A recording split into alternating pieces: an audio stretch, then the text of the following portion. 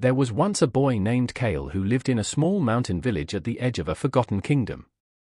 His eyes were always fixed on the sky, but not with awe, with anger. The clouds moved freely while he worked from dawn till dusk, the birds soared while he fetched water and carried stones for his father's forge.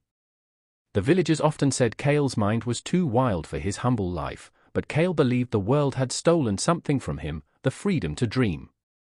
One night, when the village slept under a silver moon, Kael climbed the hill that touched the clouds. The air was cold and still. He looked up and whispered, "If there is a world beyond this, let me see it, even once." The wind stirred, and from the sky fell a light, soft, golden, and floating like a feather. It landed in his hands, a small lantern made of glass and starlight. Its flame flickered without heat, whispering a voice only Kael could hear.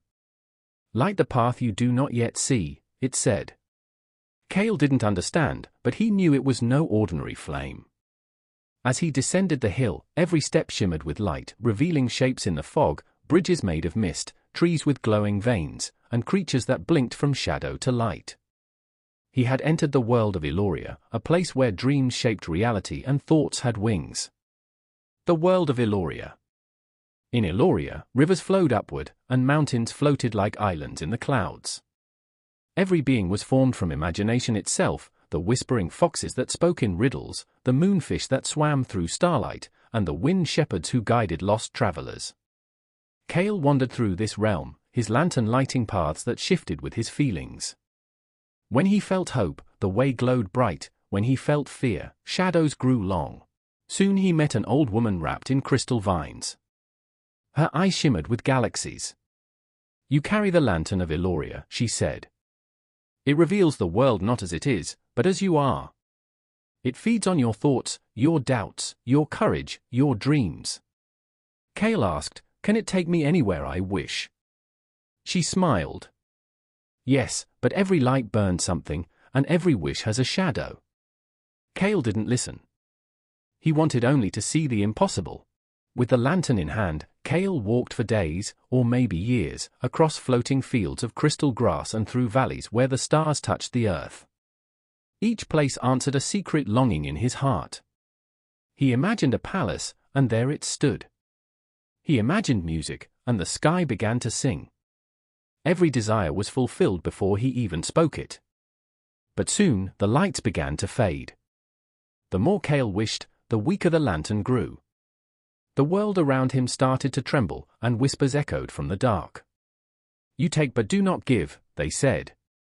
The old woman appeared once more, her form flickering like mist. "Every world must be balanced, Kael. The lantern gives light only to those who share it. You've turned its gift inward, now Aeloria dims."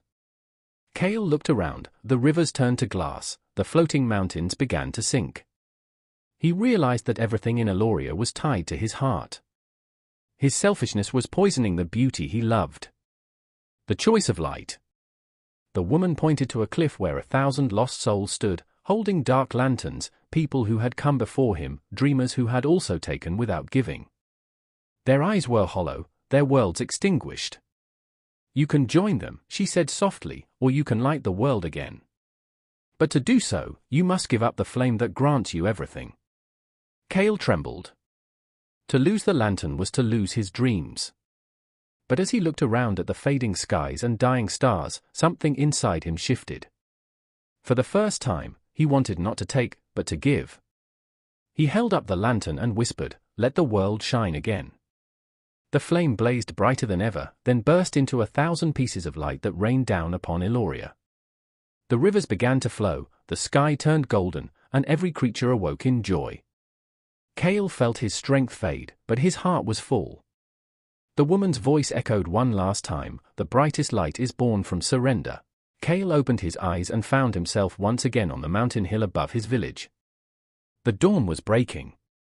His hands were empty, but his heart glowed with the same golden warmth. When he looked down, he saw the villagers, tired, struggling, ordinary, but for the first time, he saw beauty in them. He ran to help his father at the forge, his mind calm and his heart alive. From that day on, Kael lived differently. He smiled when he worked, shared what he learned, and told stories of a world where dreams could breathe.